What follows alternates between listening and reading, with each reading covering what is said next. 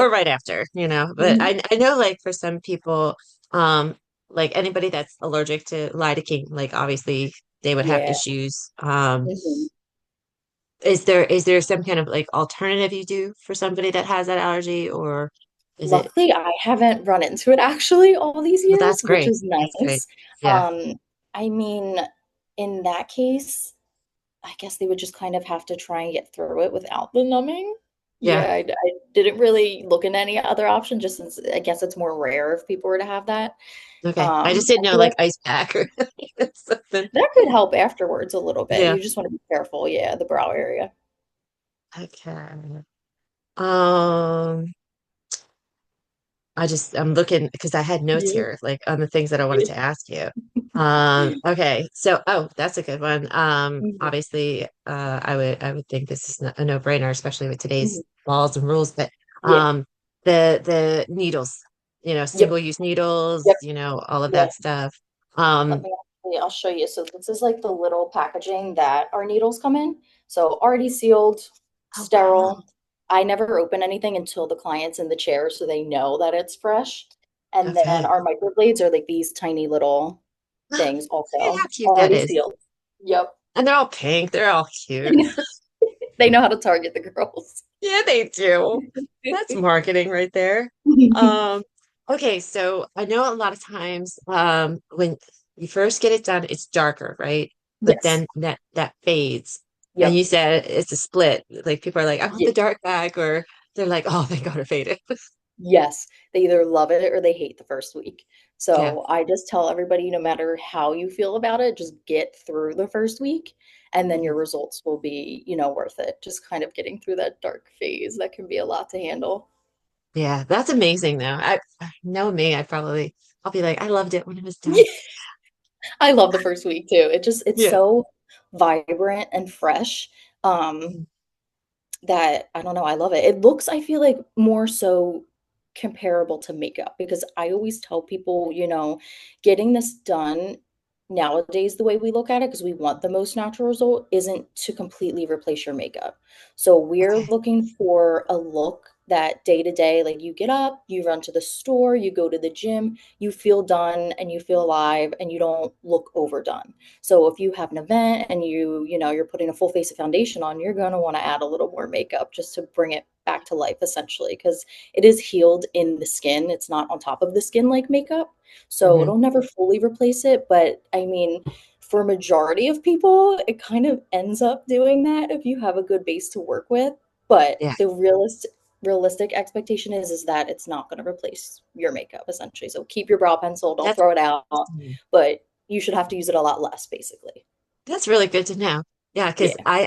I always crack up because I have to do different events, and Mhm. I get asked to do this celebrity volleyball game every year. Oh my And god. trust me, I'm not good at volleyball, but they love having me there because I'm funny. And I do my makeup beforehand because obviously it's an event and Yes. people are used to seeing me a certain way. But it's funny because like anytime I'm sweating, I'm like, oh, Yeah. don't. Don't touch the eyebrows. So, yeah, so now like I'll be able to like Yeah. you know, and they won't wipe away. That's I the love best it. part. Oh gosh. Okay, so do they flake?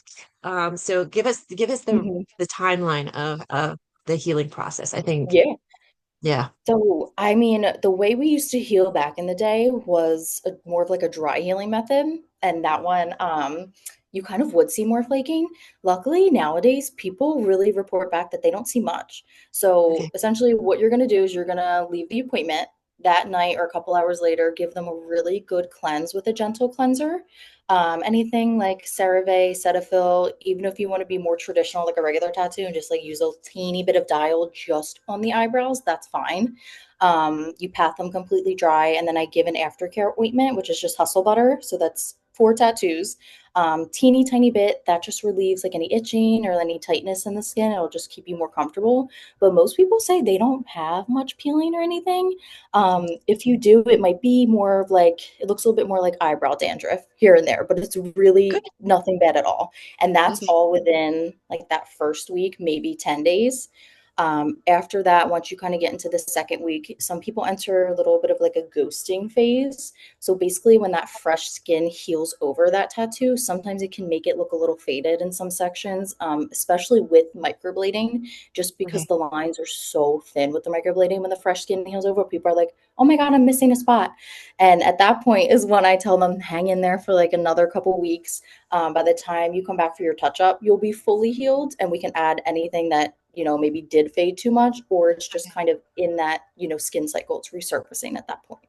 That makes sense. That makes a whole lot of Hmm. sense. Now, Hmm. what about okay, you said what was it?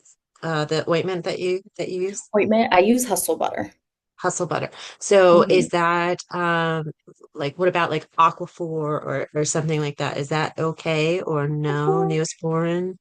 I would stay away from for the eyebrows. It can just be a little bit too occlusive for the area and kind of slow Okay. down healing. We still want to Okay. allow the skin to breathe through the healing Okay. process. Hmm. And for clients that are like very oily skin types, most of the time for them, I will actually say just cleanse and don't apply any ointment, because sometimes their natural oils are enough for that area. Now, for like lip blushing, if you were to do lips, Aquaphor is Hmm. okay for that, because you want to keep that area moist since it's constantly moving, and they Right. heal much quicker too. They heal within like a couple days versus the eyebrows. Oh wow. Okay. Hmm. Cool. Yeah, we'll have to do this again. We'll talk about the blushing for people because oh my gosh, I saw those pictures and they're just like, and I was like, Yeah. whoa, that's amazing. All right. So that's really good. And then the touch-ups, that's about 4 weeks, did you say? That's So about like 6 to 10. oh, 6 to 10 weeks. Okay. Hmm. Okay. Yeah. So all Because right. basically our skin cycle is anywhere from like 28 days to a Hmm. little bit longer depending on our age. So as we Okay. age, the full skin cycle gets a little bit longer. So I say 4 weeks, 5 weeks, like on average, you'll see the healed results, but sometimes more mature clients, you want to wait a little bit longer. So I will kind of push their touch-ups more to like the 8 to 10 weeks just to make Okay. sure their skin is fully healed. But on average, like 4 or 5, you'll be able to see the healed result for most people. Okay. And we Mhm. discussed a little bit of this for clients Mhm. that get any fillers, any Mhm. Botox, anything like that. Um, Mhm. what's the timeline for that for people? Yeah. So if you're going to do Botox before the appointment, you want to give your Botox at least 2 weeks to settle in the skin, just because we are going to be, pulling that area taut. We're going to be drawing, tattooing. We don't want to risk moving the Botox in the muscles in that area. If you're going to do Botox after the appointment, again, I would say just give it 2 weeks so the brow area is fully healed, and then you can go to your Botox appointment, and that's just fine. Okay. So Hmm. going 2 weeks after the initial is fine. Hmm. Yep. Okay. Um, Hmm. and then any facials, anything like that that people do, Hmm. um, how long do they need to wait for that? I say about a month just to be safe. Okay. Yeah, Hmm. that's great. That's great. And is there any other things that I'm forgetting to ask? Any other procedures? Because I think that's good information for people. People are Yeah. really good at taking care of their skin now.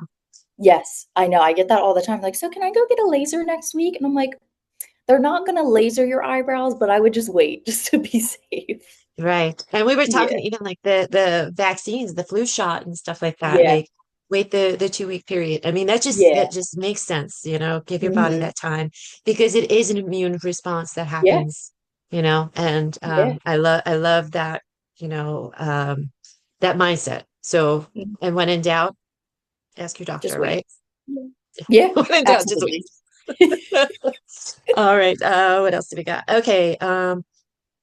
Cost. Do you want to go over a Mhm. little bit of cost? Yeah. We don't have to do specific numbers, but like let's let Mhm. them know they're not breaking the bank and doing it. Yeah, yeah. So I have everything listed right online, so there's no surprise cost when you come in. I Mhm. found the easiest way over the years to do it is just one flat rate for eyebrows, whether you do microblading or if you do powder or if you do a combo of both. It's just much easier for people to kind of see that price, and then we decide what they need when they come in. It makes the choice just a little bit easier when you're booking online because some people are like, well, I don't know what I need. Like, can you tell me what I need? I don't know what to book. And so my price for brows right now is $625, but I do also break it up into three payments.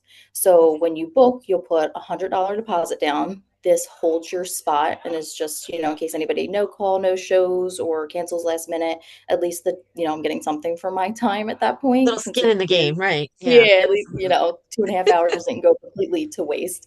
Right. And then at the the first session, it's 425, and then your Mhm. second session is $100. So everything is separate. And just in case, I mean, I've had a couple people over the years, their first session just heals so well that they're like, I don't think I need to come back for the second. And at that point, they didn't pay for anything that they're not getting. So I like to break it up like It's that. wonderful. Yeah. And Yeah. then it kind of helps, people know how to price things out too for themselves. That's really cool. That's Mhm. really, really cool. I love that you do that. It just shows your integrity, which is beautiful. Yes. And then you did mention, so let's go back, even though we just discussed Mhm. price and I was going to wrap it up with Yeah. that. But Yeah. let's talk about the microblading versus the powder. Yeah. Like what is nano brows? Because I hear nano, I hear Yeah. like a whole bunch of stuff. Okay. So tell Yeah. us the difference So between this. yeah, so microblading we do with this little blade that I showed you. Hmm. And essentially we're scratching like little strokes into the skin that's implanting pigment, and that's supposed to mimic the look of a hair stroke. Now, if you don't have a lot of hair to work with, sometimes this isn't quite enough to give you that density that you need in that area. That's when Okay. people will either switch to like combo or powder. Powder is with this little needle. So this is a little single needle, and basically what we're doing is trying to recreate the look of as if you filled your brows in with a little brow powder or a pencil. So it's a Okay. little more filled in. Like I would say your brows, for example, would be more of a powder look because it's just filled in. It's simple. You Mm. don't have like all of the fluff with the little strokes.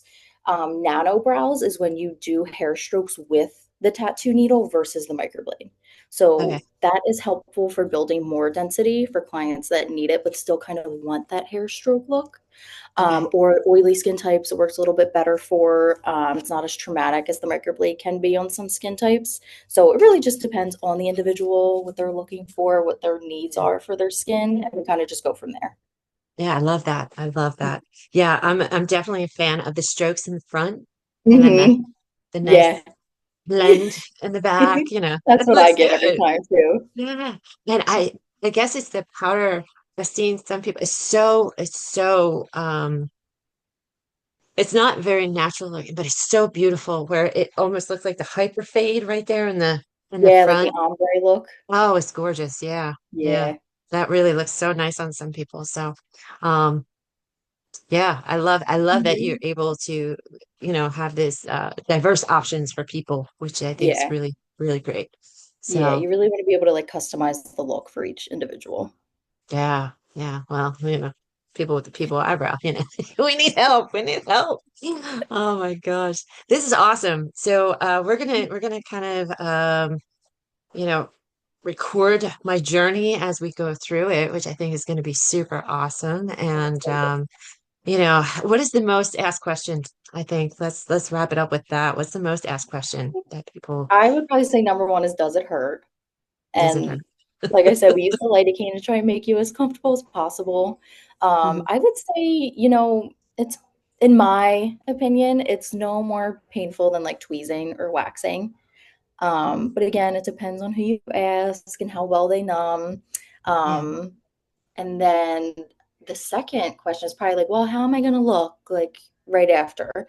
And that's when we go through the whole phase of they're going to be dark and bold. You might not like it, you might love it.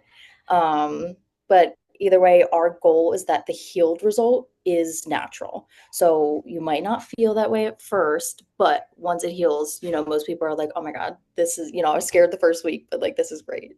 yeah, that's Yeah. awesome.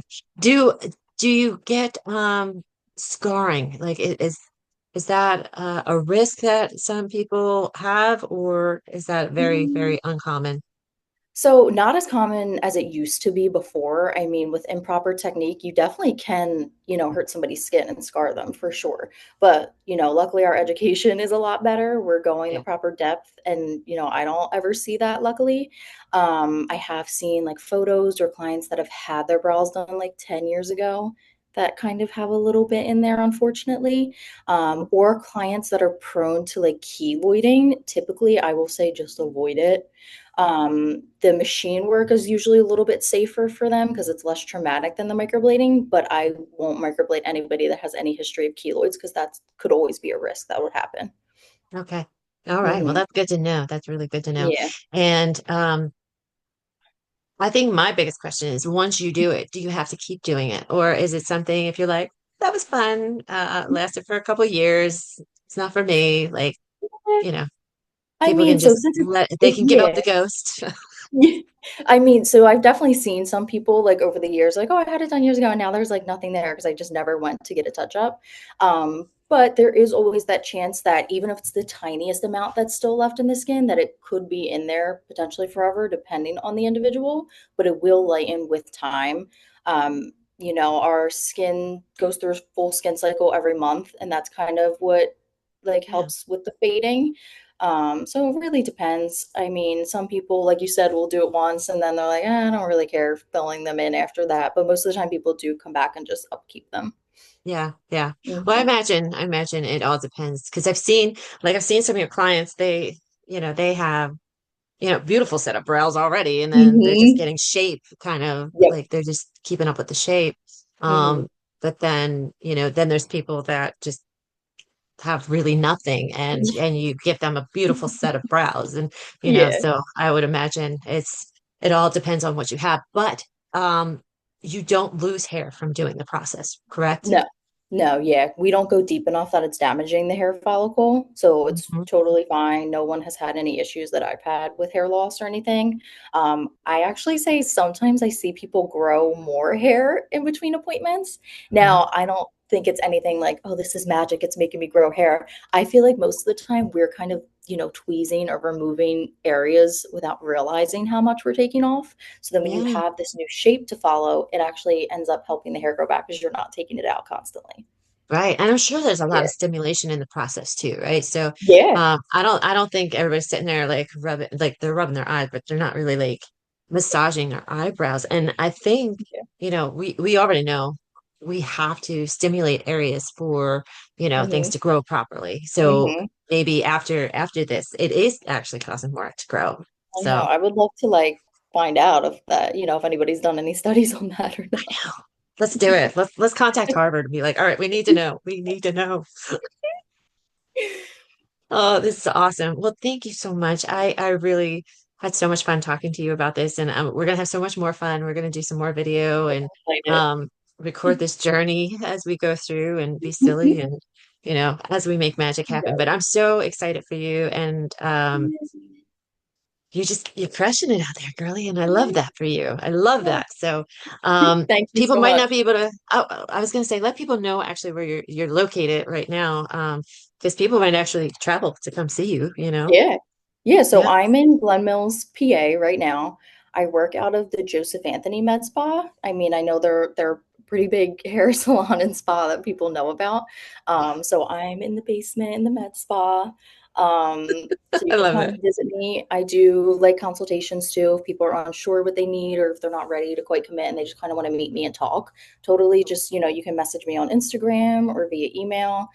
Samantha Julietta Beauty on Instagram, and then Samantha Julietta Beauty at gmail.com. Okay, Samantha Julietta.